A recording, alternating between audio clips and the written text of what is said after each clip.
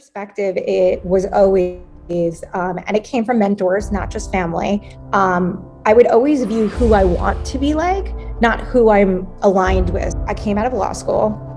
People didn't really have jobs.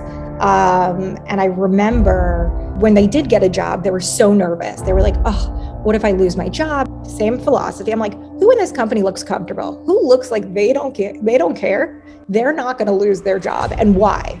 So I started looking around the company, and it was the salespeople.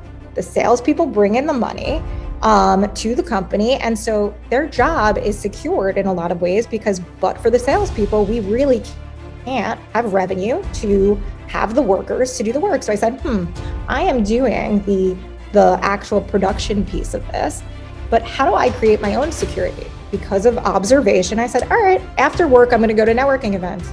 I'm going to see what are these people doing? I'm going to start bringing in money. So I create my own security. I don't need to be like my peers who are sitting there and I'm going to get fired. No, I'm going to work hard. I'm going to provide a good work product. And I'm now going to create my own freedom because now I'm producing revenue and offsetting my costs. So not only am I doing a really good job, I have now created a monetary benefit to the company as a whole. So that just makes me stand out holistically. So regardless of the industry that I'm in, I think that this is something that can apply everywhere.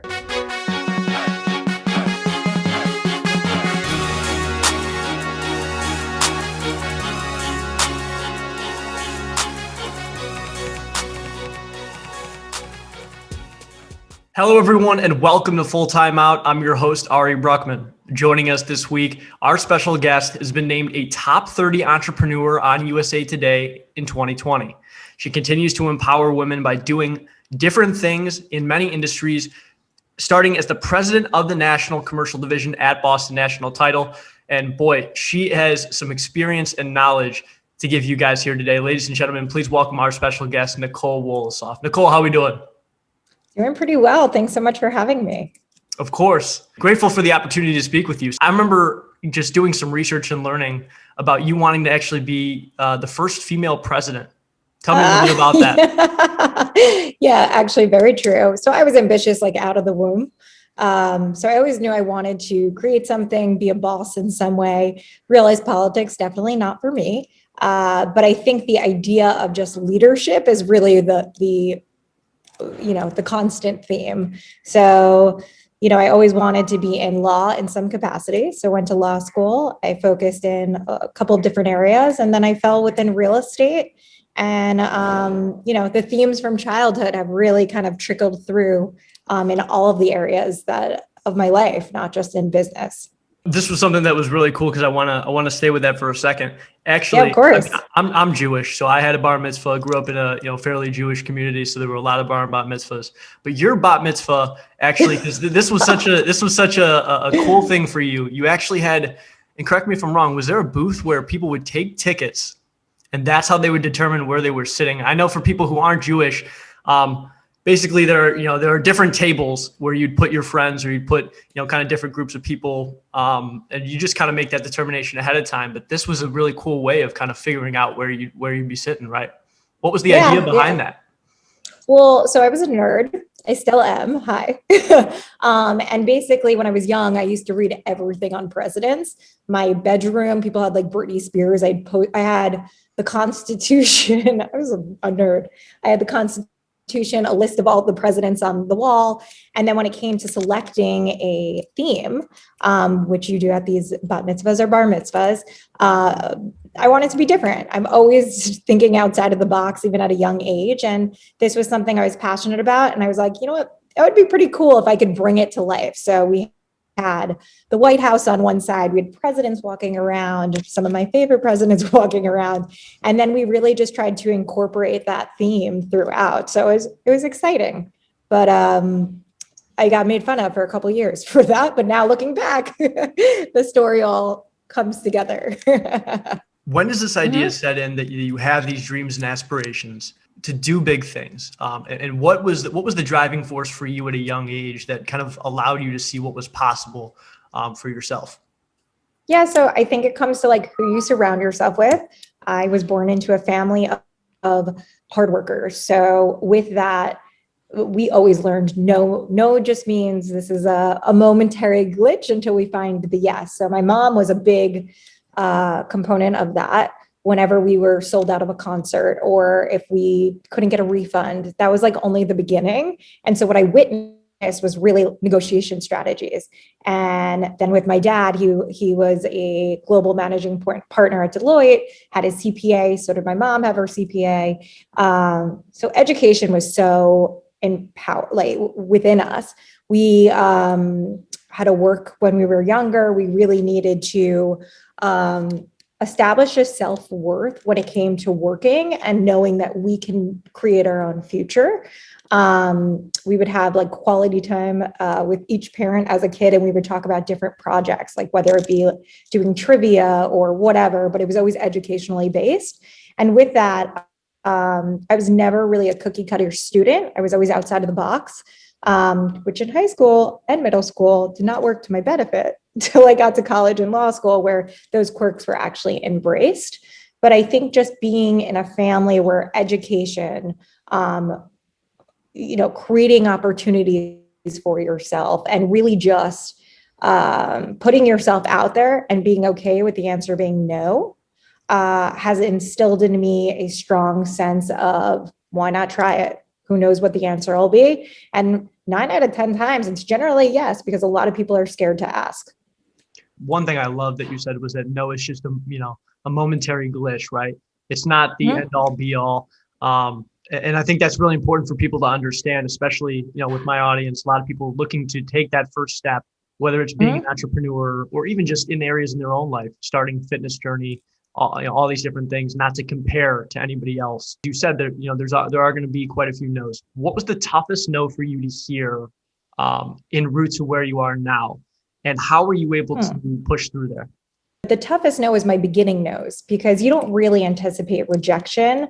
You go to school, you get grades, when you're putting yourself out there, it is difficult for rejection. So it was really just, I was shocked to an extent. It felt bad.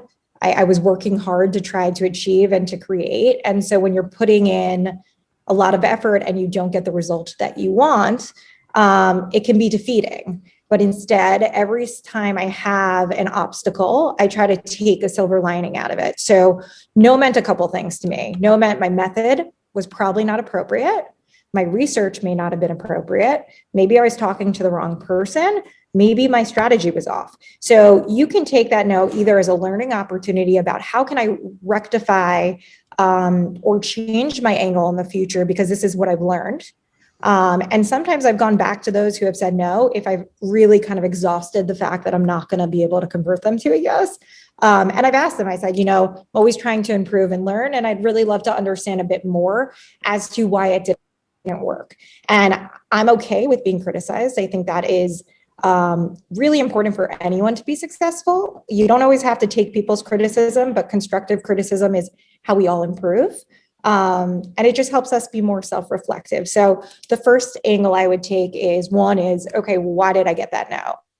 What didn't work? Maybe ask a mentor, like, what do you suggest in this particular instance? And then if it's a true solid no, maybe the product doesn't make sense for that particular individual. Maybe they have previous relationships, whatever. It is kind of important to really unpack that, especially at an early age, because then you start that critical thinking about how do I change to in the future get more yeses, but you're now also becoming okay with the no because you left with a valuable lesson to incorporate that into future, either transactions, pitches, whatever. That's amazing. And I think there, when you talk about people taking whatever it is, taking chances on themselves, I think the toughest thing that they have to realize is that failure is part of the process.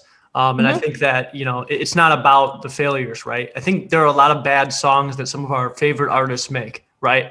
But we remember the best ones. Those are the ones people remember. Those are the ones they listen to. So it's just something to really keep life in perspective there. What were the things you were trying to emulate growing up? But also, what are the things that you found have made you successful now in terms of your work ethic that you really try and, ingrain in yourself? Growing up, I was always a sponge. So I'm just curious by nature.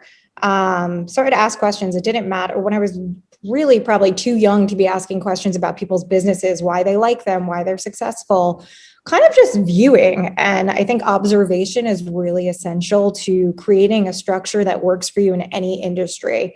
And so as a kid, listening to conflicts, whether it be, I heard from one of my parents, like that we're going through a work issue, really understanding why they had the issue, how did they resolve the issue, was it ever resolved?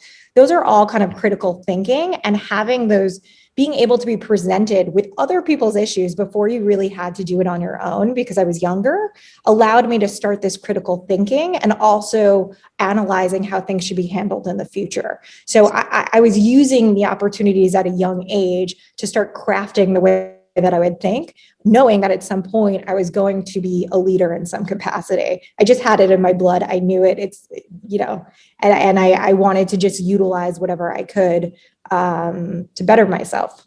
Nicole, I love that. And to tell me, for people who don't know 100% what you do day to day, can you talk a little bit about, what it is that you work on and spend the most time focusing on? Absolutely. So I am an attorney.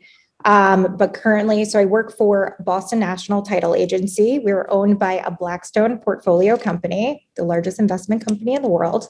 I am president of our New York operation and our national commercial division.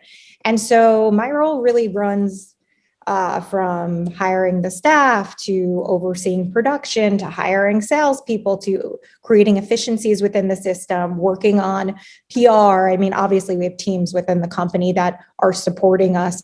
And really the thing that I pride myself on is creating cohesive teams, having people want to work together and enjoy what they do. And I've always wanted to, when I would work at different companies, it would frustrate me when I was trying to get like teams together when someone had too much work on their plate. How can I help you? Like, that's the environment that I've created within my organization. And it's because the people that I have hired really embody that team camaraderie. So that's a skill that in itself is essential in any company and is going to be valued, because you do not understand the amount of employees that are just complainers. They may be good at their job, but if I'm evaluating somebody who's good at their job and is a complainer, and somebody who's good at their job and is a team player, 100 times out of 100, that person is the team player is going to be the one that I hold on to and I try to mold into something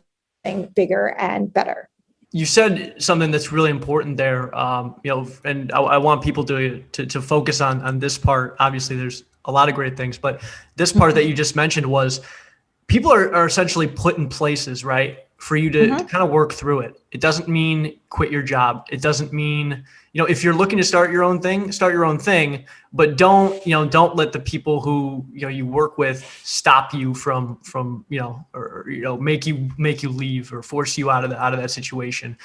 Because I think people are put in places, and I think there are a lot of companies where, you have to work with somebody, right, on a daily basis.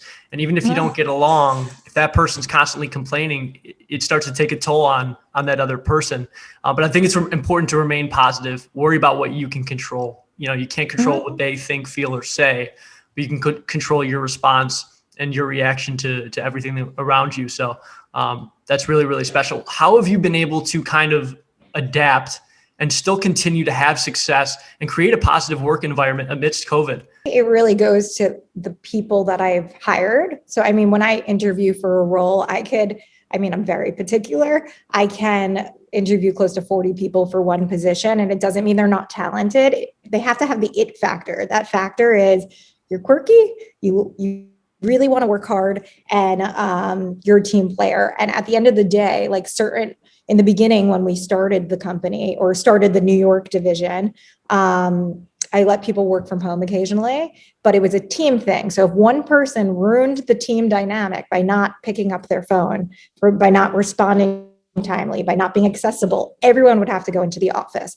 So there was accountability internally from the staff that was maintaining this cohesiveness, because they don't want to lose a really nice benefit. So we had that before COVID. Zoom has been a wonderful platform. We've done house party, different games, games. I mean, we like to have fun. We work hard, we play hard. We've done a couple of virtual trivia nights where we did a virtual escape the room. We are very much trying to create cohesiveness. We have got weekly meetings, FaceTimes, you name it. This virtual world has really just become an electronic world, but it's been tough. But we're making, I'm creating certain required video conferences. When we go on the conferences, I try to make them video because it feels different than just being an audio call. So some of those changes have come into play. I mean, our company as a whole hired close to 400 people during COVID. I mean, we've had tremendous success, but keeping the cohesiveness was really, you've got to pivot. When times change, you pivot. So I had to figure out, how do I continue that cohesiveness where we're going to work together when, some of my team is all over the country. I've got Ohio, Colorado, New York, like we're all over the place, Florida. So how do I create that camaraderie? And it's really by doing these virtual events, keeping in touch, checkup calls, and then taking the temperature of how clients are viewing our product. And in fact, I feel like we've gotten even stronger. That's important, right? Is to enjoy what you're doing and feeling like you're looking forward to it every day and not waking up, and the first thought of the day is, man, I got to go to work, right? Yeah. Talk to me though, Nicole. This hasn't always been you, right? These are philosophies. These are things that have taken time to develop.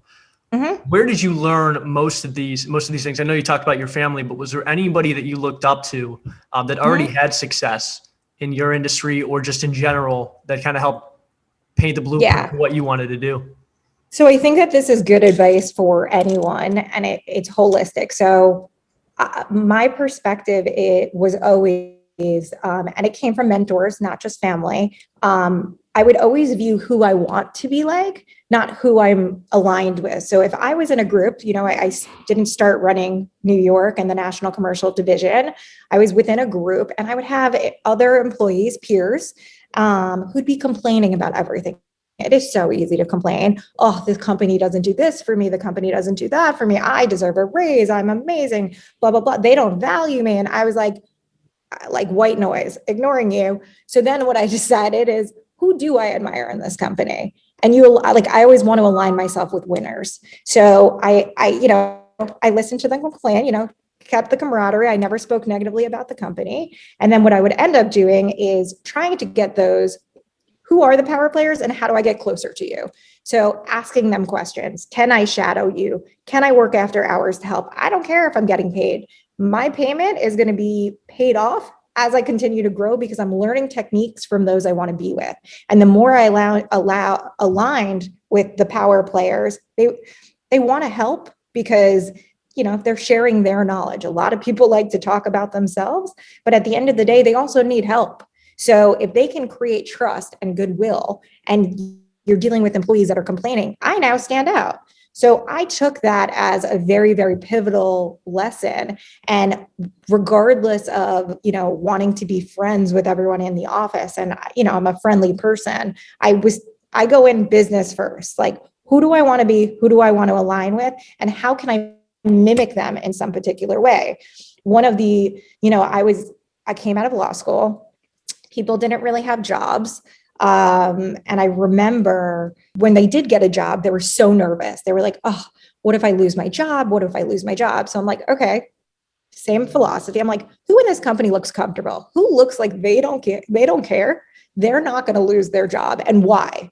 So I started looking around the company, and it was the salespeople. The salespeople bring in the money to the company. And so their job is secured in a lot of ways but for the salespeople, we really can't have revenue to have the workers to do the work. So I said, I am doing the actual production piece of this, but how do I create my own security? Because of observation, I said, all right, after work, I'm going to go to networking events. I'm going to see what are these people doing? I'm going to start bringing in money. So I create my own security. I don't need to be like my peers who are sitting there, am I going to get fired? No, I'm going to work hard. I'm going to provide a good work product. And I'm now going to create my own freedom because now I'm producing revenue and offsetting my costs. So not only am I doing a really good job, I have now created a monetary benefit to the company as a whole. So that just makes me stand out like holistically. So regardless of the industry that I'm in, I think that this is something that can apply everywhere. If you look at the person who seems the most comfortable, and again, we should never be comfortable, we should always be trying, but observation is so essential. And then trying to mimic things like that. Like I said, okay. And when all my friends were nervous, not that I was sitting back and there was never a moment where I was like, I'm going to lose my job. I said, I've now basically paid for myself. I'm busting my butt. And now I've created this value add where I'm probably viewed as an all-star in that component. So right there, that was again, like that was a huge takeaway right there for me that I could relate with. And I'm sure a lot of people watching this will be able to identify with. And that's value, right? That word. A lot of people don't understand. It's more about, it's what have you done for me lately? It's great to have accomplished things, but Nicole, I'm sure in all the accomplishments you've had, if you don't continue to push, people won't remember. I mean, they'll acknowledge 100%. It at the time, but you'll slowly start to see a drop off. And ultimately, you need things to fuel your success. So by making those around you better, that will kind of help you come full circle. Talk to me as somebody who manages a lot of people, works with a lot of different people. There are people who still have this kind of mindset, and it doesn't make them bad or whatever, because we're all dealing with different things. But they do bring that to the workplace, and it makes it difficult for others to kind of coexist. What do you recommend for the people who are dealing with those individuals? How can they kind of combat that so that it doesn't affect what they do, but also they can continue to add value in a way that they feel, again, positive and kind of reassured about their position within the company? It's something that I've struggled with and I've worked on. As I've grown, right? There are moments, we all have them, where we're like, wow, you are doing well, and that can get to your head.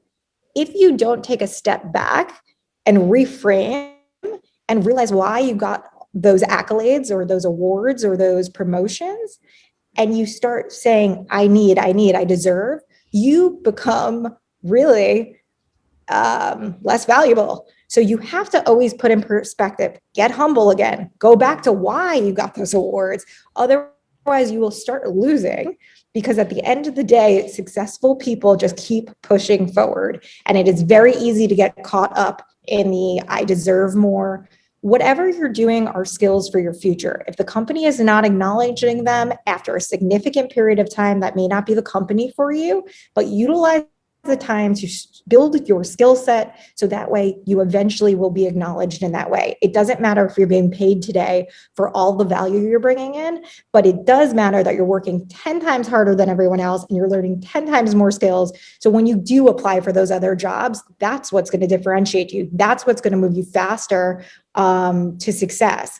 And that's what worked for me. I mean, I'm relatively young in a big position, and it was taking all of these skills that helped me be on the fast track to getting this role.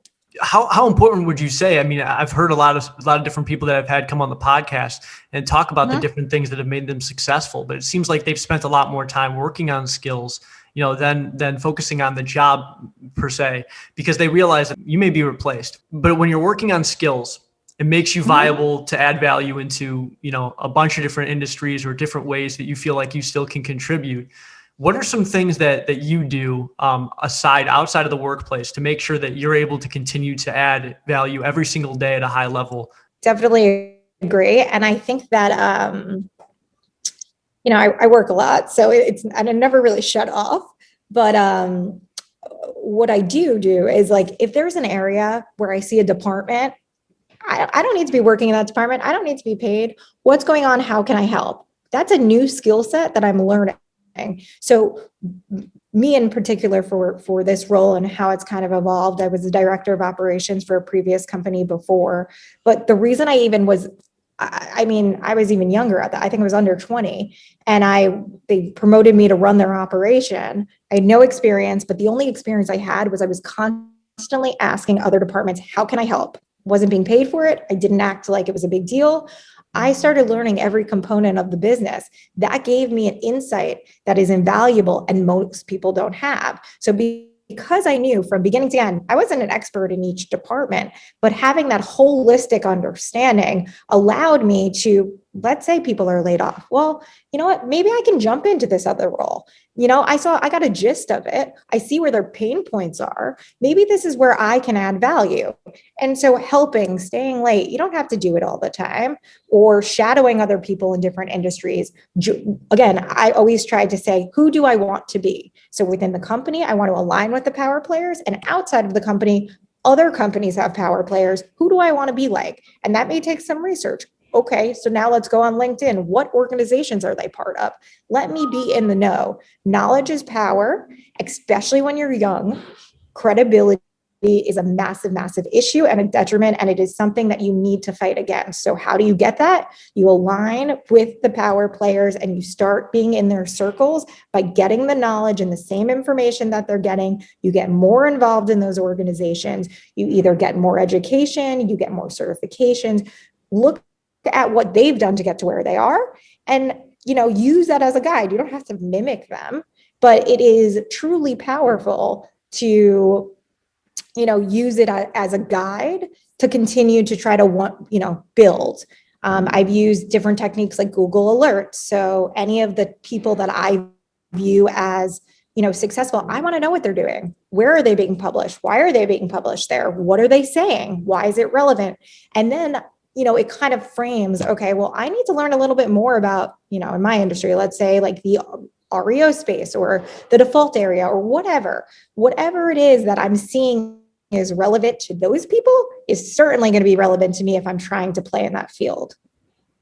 That's awesome. One of the things I think that's really important that, we seem to kind of be touching the surface on here a lot throughout the course of the podcast. And I want to go into it a little bit further, and that's mindset.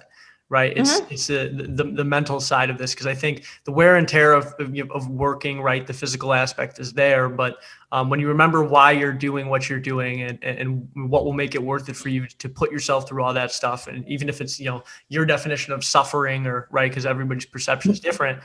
Yep. If you understand why you're doing it, you're gonna find a way to get it done. Is there anything for you that helps you with your mindset? Is there any books you read? Is there anything you do on your own, working out, journaling, that you find just really helps kind of callous over the times where you say, man, I've already accomplished so much. I'm already helping so many people. I feel like I'm giving so much, but then avoiding the question, what's in it for me? Why do I keep doing it? You know what I mean? And kind of stop that so you can kind of take a step back. Yeah. So, I learn every day. There's not one day that I don't learn something new. And even the teams that I'm overseeing, some of them have 30, 40 years of experience. And quite frankly, their knowledge is awesome. I hire those that I want to learn from. Yeah, they're reporting to me. Yeah, I'm going to help create cohesive teams. But I think at the end of the day, like what I personally will do is, like on the weekend when it's a little bit calmer, is I map things out. So anything that's an obstacle, I try to keep a list of all the issues that I've overcome, whether it be personality conflicts at work. How do I overcome that, or whatever? And then I literally map it out. And emotions are your worst enemy in business. So I will sometimes I'm human, right? I'll say, that person was disrespectful, whatever. And then when I do my strategy sessions, anything about my comments that look emotional, I remove and I go back to business. Why am I here? What are we doing? And how are we going to make this work to be cohesive and make the company the most amount of money possible, while still creating a cohesive work environment? So it takes work, it takes challenge, but I think having those kind of conversations with yourself and doing it, in a time where you're not rushed, where you can really identify, take a step back from it, and then figure out how are we going to fix this. That's key. And a lot of business is just people, right? Like different people have different personalities, and we have to navigate and work with them for who they are. So some of it comes with acceptance. Some of it comes with maybe you won't work here anymore, but it's all an analysis. And I think that's the best thing that works for me, is just mapping it out, every issue that comes up during the course of the week. Then on the weekend, I'm like, all right, how do we fix it? Nicole, I'm going to give everybody some time because by the time when this airs, I'm going to leave this part in here. But I'm going to give everybody some time to take a break from writing all these notes down. I know that there's a ton of stuff right now that you're sharing right here. So to kind of give them a break, can you do me a favor? Can you say where can people learn more about you, to follow you, your company, but then also, to follow you on social media platforms? Yep. So Instagram, I am big on. My handle is NICWOLO. You can also email me at NWOLOSOFF, Frank, at bostonnationaltitle.com. And that's pretty much it. I mean, my Instagram, which is interesting, I had a challenge of whether or not I bifurcate my personal and my business. And I chose not to, because I think one of the things that I have as a leader that may be different strategy than other leaders is I'm pretty transparent and I'm pretty real. So what you see is what you get, personally and professionally. So I combine the two. You'll see some, classes that we're hosting, but it's kind of a mishmash of my personal and my business. What is one piece of information that you wish you knew when you first started that you found has been very, very helpful in continuing to drive you and helping you, reach new levels of success that you think other people would really appreciate knowing? This is something that I learned while I was going through it, but had I been much more clear, it would have been a lot less painful, that obstacles present opportunities. And so, I've worked at plenty of companies before, and I worked at a company that was a little dysfunctional in a sense. It didn't flow properly, and we were getting acquired at a particular point, and I saw the light at the end of the tunnel. But I could have just been irritated, quite frankly, with all the dysfunction, which a lot of the employees did. Instead, I said, this is an opportunity to shine. At that point, I was maybe like a year or two out of law school, maybe 3. It's been a while. And I was like, a young person busting my butt, had no idea. And I just started seeing all the inefficiencies in the company. And I wasn't overbearing. I wasn't pushy. No one had to take my advice. It was just suggestions based on things that I witnessed in a time where it looked like the company probably needed some guidance. And so I started identifying issues and my suggested remedy. And it ended up promoting me to be in charge of the operation. Like, that was kind of the beginning of that time. But it was a very difficult time where people weren't getting along, the processes weren't working fully. And I could have taken that negative attitude and not shown up and been present every day. But I said, I'll have wine after work. We'll get through this. But how can I also use this as an opportunity? Because there's a reason I'm here. Maybe I'm going to end up leaving, who knows? But what can I benefit from in a very, very difficult situation? And with that was, let me find inefficiencies and how I can help. And the same thing with business now. If there's a transition going on, or somebody that was important to the company leaves, how can you be an asset? Like loyalty and kind of understanding need and jumping in when a need is there will only create more loyalty and respect from the people that you report to and also your peers. So it really is looking at an obstacle that is frustrating and trying to use it again as a fuel to better yourself as a professional. Because if you can handle uncomfortable situations or situations that are not necessarily the most ideal in the workplace, and you can then use that as a way to push your career forward, it doesn't matter if you ever get promoted. It doesn't matter if you are recognized for this within that company. These are skills that are going to change you as a professional as you continue on at that location or somewhere else. So the constantly challenging yourself and questioning when you're frustrated, okay, what do I do with this to make it a positive? And listen, people are going to get frustrated. I'm not perfect. Trust me, I have my days, but I don't let it last more than a couple hours. And then I say, okay, how can I benefit from this? And how can I benefit the company? How can I build my skills? And how do we learn from this? I think you're essentially creating the blueprint for a lot of people to just be able to take some steps. And for some, it's a comfort factor, right? It's, I don't want to step on anybody's toes. But I think in order to to get things done. It's getting tough as a society to really, I feel like a lot of things are sugar coated. I think we've come a long way, but I think it's important to also say exactly what you mean and what you're thinking and how you're feeling, so people can actually address the root of the problem. So they know what they can do to be better, and ultimately become a better version of themselves to help the company and to grow. Yeah. At the end of your career, when it's all said and done, what is the kind of impact you want to have, not only on your industry, but your legacy as a person? To change the environment where people work, where they said, I worked half my life, which really, I think we're working half of our day, half of our life. And I had such a rewarding experience because the company culture that was created was so positive. I was able to grow independently as a professional, as well as communally.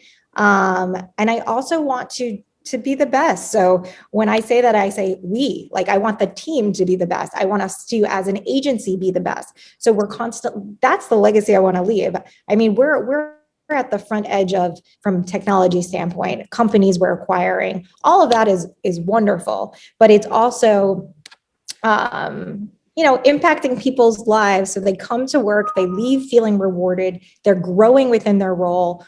Mobility is really big to me. I want those who work hard to continue to grow within the company. That's not every company's model. It is for me because I appreciate hard work. I appreciate positive attitudes, and I appreciate taking opportunities and turning them into something great. So that would be my takeaway, and just kind of creating that legacy where the other people that are in their roles are helping mentor, the other employees within the company, and then hopefully one day, do more for the industry as a whole. I'm getting more involved in, some of our big associations, and I'm going to be involved more in their committees and their boards. And, with that, I will have some impact within the title insurance industry and how things kind of evolve. So that piece is exciting to me. Guys, if you haven't had a chance to check out Nicole's page on her website, learn a little bit about her bio, go to USA Today, read up on her description. But ultimately, what she said, I think, can be summed up in one sentence that encapsulates everything, which is amazing. And that's, if you do in life what is hard, your life will be easy. If you do in life what is easy, your life will be hard. And as cliche as that sounds, I think it essentially just gives you an idea to look at things differently. There are going to be opportunities for you to cut corners. There are going to be chances for you to just get by. But the reality is doing those things, is it going to get you to where you want to be? If the answer is yes, do them.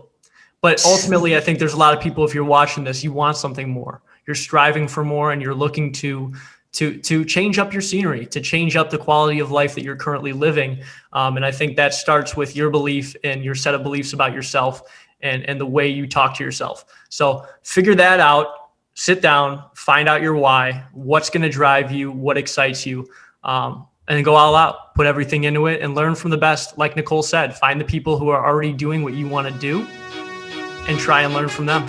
Nicole, thanks so much for coming on the show. I appreciate your time. We wish you the best. And it was really great talking to you. Yeah, great talking to you. Thanks so much for having me.